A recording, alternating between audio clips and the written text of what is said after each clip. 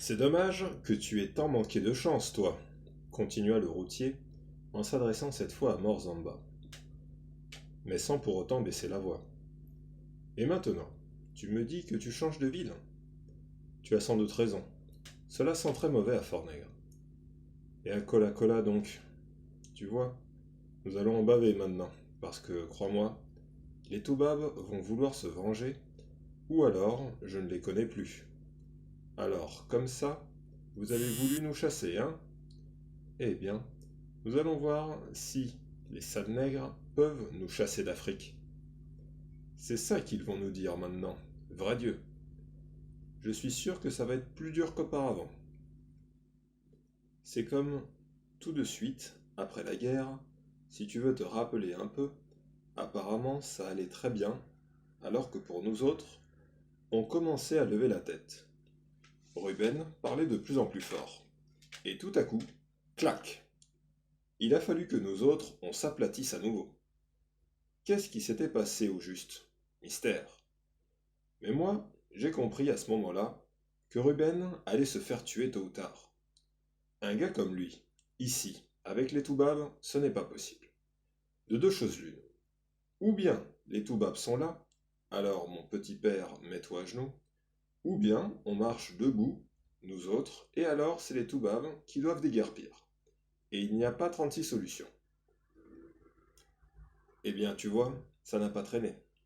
Ils ont eu la peau de Ruben. Oui, ça va être pire maintenant. Surtout dans la capitale. Et eux environ.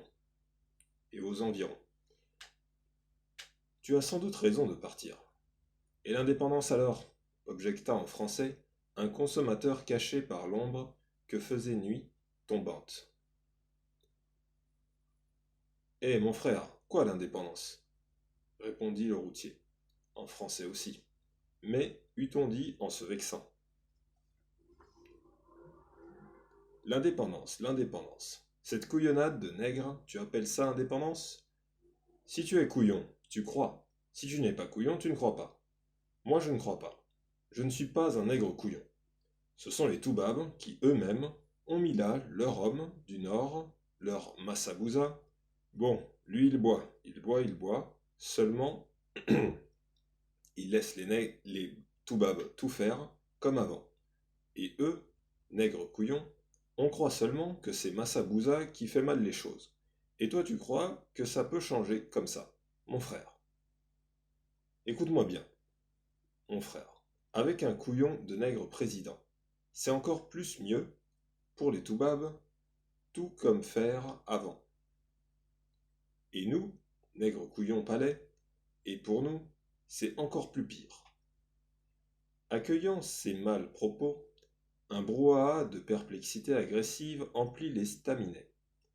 Mais le routier, homme de cœur, dédaigna ce succès pour se souvenir d'Évariste, le sapac resté sur la véranda.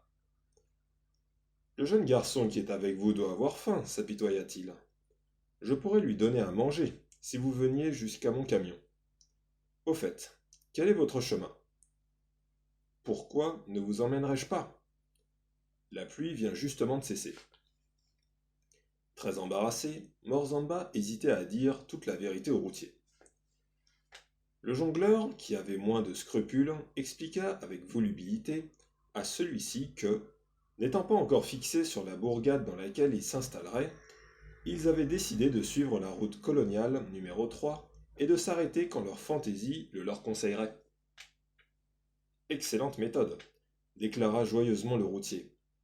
Personnellement, j'ai encore 60 kilomètres à parcourir sur la coloniale numéro 3. Je vous emmène donc jusque-là, c'est simple. Nous pourrions ne pas te porter chance, fit Morzamba. Avec tous ces contrôles, tous ces policiers, taratata. Il n'y a pas de contrôle aujourd'hui, déclara péremptoirement le routier. Et puis, la nuit, les policiers dorment, tu le sais bien, mon petit père. Sans compter qu'il y a toujours moyen de s'arranger, que diable. Je vous mets sous la bâche. Comme cela, vous n'avez à craindre ni la police, ni la pluie.